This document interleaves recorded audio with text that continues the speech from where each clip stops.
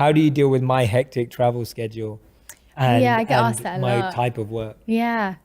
Um, I think we've both been very independent people in our relationship. And I think when it comes to us being separate, like it's just letting the other person get done what they need to get done. If I need to be away for work or you need to be away for work, I know it's not We that both travel. yeah, I know that it's not that you want to be away from me or that I want to be away from you. It's that we need to get stuff done. It's not the end of the world.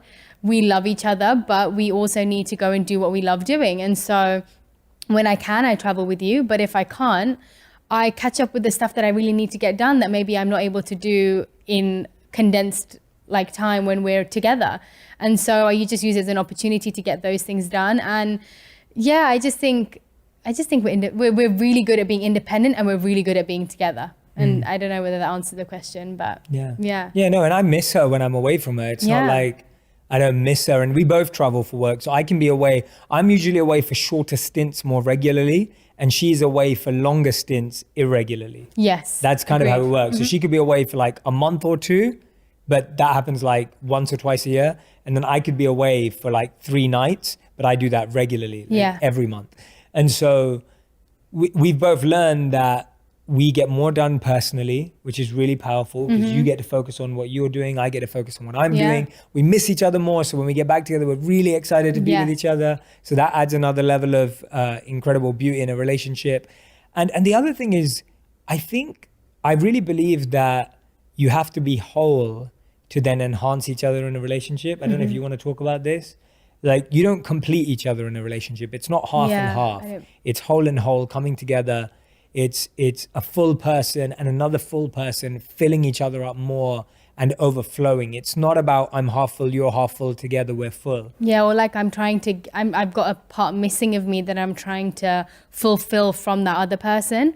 I don't think that works because it's unnatural to feel like this person's going to fill a part of you. Like it has to be you being the whole person. Like you said, I just don't think we can expect another person to fill us or a gap in us. Yeah, and I think that makes a big difference, definitely, of being apart from each other. And I also think that I feel like I want to say this too, that every relationship is so different, and I don't think that this would necessarily work for a lot of people or a few people, but I don't think it would necessarily work for everybody. And some people really need that time where they're with that person all the time or messaging that person all the time, and that's totally fine. Absolutely. But when I speak about our relationship, I just always feel like I make it clear that this is just works for us. This works for us and it's great, but I don't think that it necessarily works for everybody out there, and I don't think what works for everybody out there is going to work for us. And I think that's a big deal, because I think we look up to different couples, or you see people in your life, your friends, and how they are in their relationship, and you kind of see things that you may want in a relationship, and you think that that's what you want, but you never really know until you're in a relationship with somebody and you notice how you both complement each other, because their qualities are completely different to your qualities.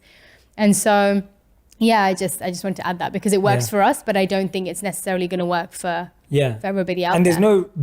there's foundational things in relationship and there's flexible things. Foundational stuff is like respect, like appreciating each other's values, appreciating each other's goals, understanding each other's backgrounds. Like, those are foundational things. Like that applies to every relationship under the sun, like no matter which relationship you're in, including friendships, parents, everything. Yeah.